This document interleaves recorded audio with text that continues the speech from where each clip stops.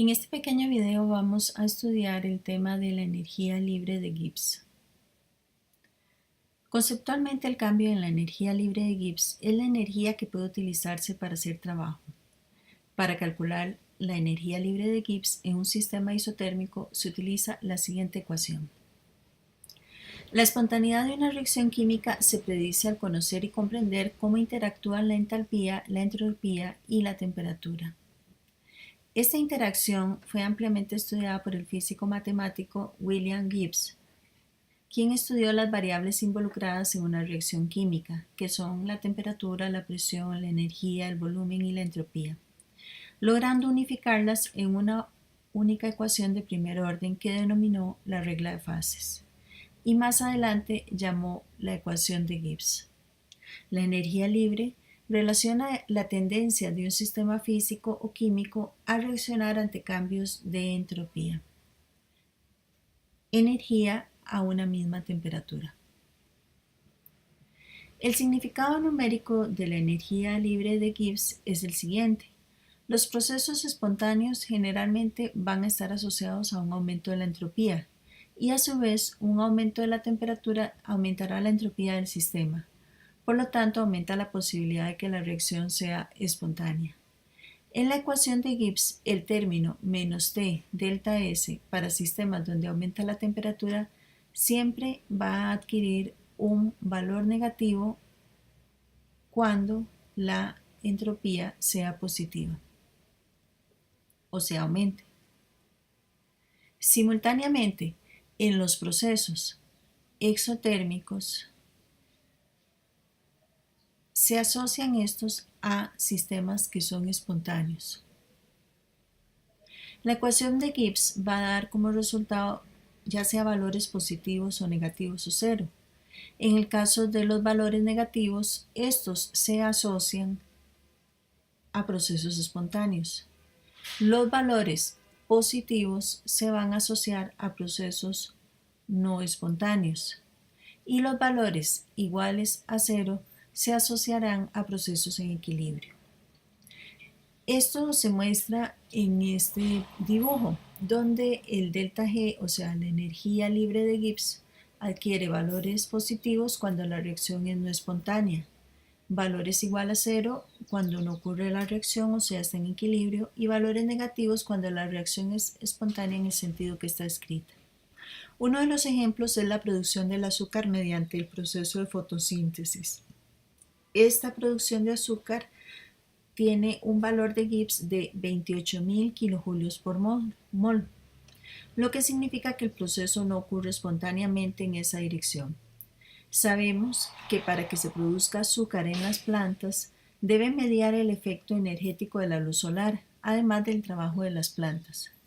Sin embargo, la reacción contraria, esto es la quema del azúcar, nos permite utilizar esta misma cantidad de energía que está disponible en diversas actividades. Vale recalcar que cuando se invierte la dirección de una reacción química, el signo asociado al delta G también cambia.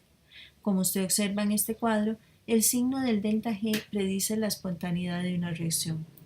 Usted debe memorizar estos signos para poder utilizarlos en los ejercicios que a continuación mostramos. El tolueno posee un punto de ebullición de 111 grados Celsius. Se quiere saber si será espontáneo el cambio de fase desde el estado líquido hasta el estado gaseoso a una temperatura de 25 grados Celsius. Note que la entropía de volatilización del tolueno es positiva, lo que implica que aumenta la probabilidad de que el proceso ocurra conforme aumente la temperatura. Por su parte, es necesario suministrar energía para que ocurra el proceso, situación que se observa con el valor de la entalpía de formación, que es endotérmica. En este caso, el cálculo numérico es bastante sencillo. Se sustituyen los valores de entalpía y de entropía y los de temperatura en la ecuación del delta G. Siempre es conveniente revisar las unidades para evitar cometer errores. En este caso, no es necesario hacer ninguna otra conversión. Finalmente, para este proceso, la energía libre de Gibbs va a dar un valor positivo, lo que indica que no será espontáneo a esta temperatura. Pero si de igual forma se vuelve a calcular la energía libre de Gibbs a otra temperatura, por ejemplo 384 Kelvin, el resultado numérico va a cambiar hasta menos 100,03 julios por mol. En este caso se observa cómo para un mismo proceso, dependiendo de las condiciones externas, se puede pasar de un estado no espontáneo a otro estado que sí es espontáneo. También es posible utilizar los conceptos de el delta G sin contar con datos numéricos. En este caso, en la formación del amoníaco, vemos que se dispersa calor. Esto significa que la entalpía de la reacción tiene un signo negativo, es una reacción exotérmica.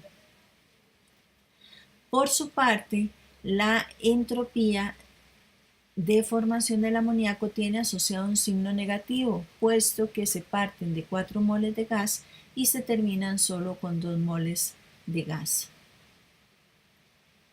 Es posible inferir que el término T delta S siempre va a ser negativo, pero debido a que en la ecuación se utiliza el término menos T delta S, este producto va a invertir su signo hasta un signo positivo. Por lo tanto, esta reacción solo se va a favorecer a bajas temperaturas.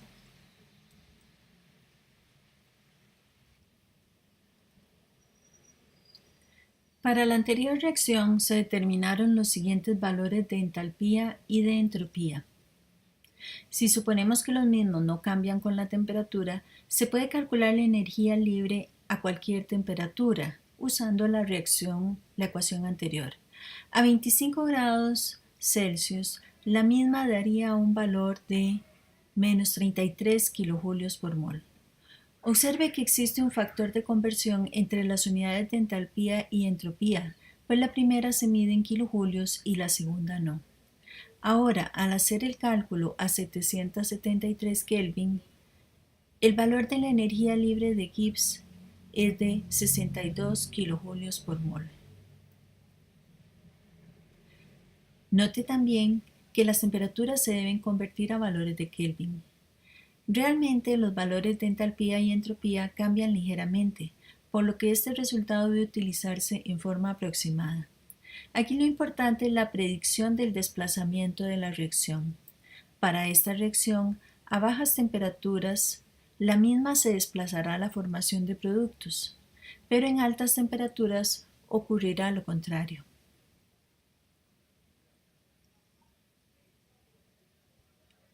Ahora veremos la relación entre energía libre y la constante de equilibrio. Aunque este último concepto aún no lo hemos definido, vamos a introducirlo para aprovechar el tema de energía libre que estamos revisando. La relación de la energía libre y la temperatura se muestra en esta primera ecuación. En la misma, el delta G, con una letra O minúscula en la parte superior, es la energía libre a condiciones estándar, esto es 25 grados Celsius y una atmósfera de presión. R es la constante de los gases, T es la temperatura expresada en unidades de Kelvin y Q es la relación de los productos y de los reactantes. En el momento que el delta G sea cero, que es la segunda ecuación, el valor de Q se transforma en K, que es la constante de equilibrio. Y la ecuación, al final uno la puede reorganizar como se observa en la tercera línea. En este ejemplo se muestra la descomposición del azúcar en dióxido de carbono y agua. Les doy el valor de la energía libre estándar. ¿Será posible que ustedes puedan calcular el valor de la constante de equilibrio a 25 grados centígrados? Lo dejamos como una pequeña tarea de trabajo para ustedes. Finalmente, el resumen. La energía libre de Gibbs se relaciona con la entalpía y la entropía en las reacciones químicas. El signo asociado a su valor nos indica si la reacción es espontánea o no espontánea. Es necesario que ustedes recuerden que el signo positivo implica una reacción que no ocurre espontáneamente y el signo negativo lo contrario. Con la ecuación química Nosotros podemos predecir y calcular la espontaneidad siempre y cuando sepamos el valor de la entropía y de la entalpía. La predicción de la entropía se hace utilizando los conceptos que vimos anteriormente y para el caso de la entalpía generalmente les daremos los valores asociados. La predicción de la energía libre puede ser numérica o simplemente cualitativa, indicar si la reacción será espontánea, será no espontánea, y en el caso de las reacciones en equilibrio tendríamos que calcularla numéricamente. Aquí les adjunto un material de lectura y ejercicio. El mismo son los indicados en la consigna 1, que implica la lectura de ciertas partes del libro de texto y unas lecturas adicionales que les diseñamos, y del folleto 1 he seleccionado estos ejercicios. Hay muchísimos otros ejercicios en el folleto 1, sin embargo, algunos son un poco repetitivos. Entonces les recomiendo que por lo menos resuelvan estos para tener completo este tema.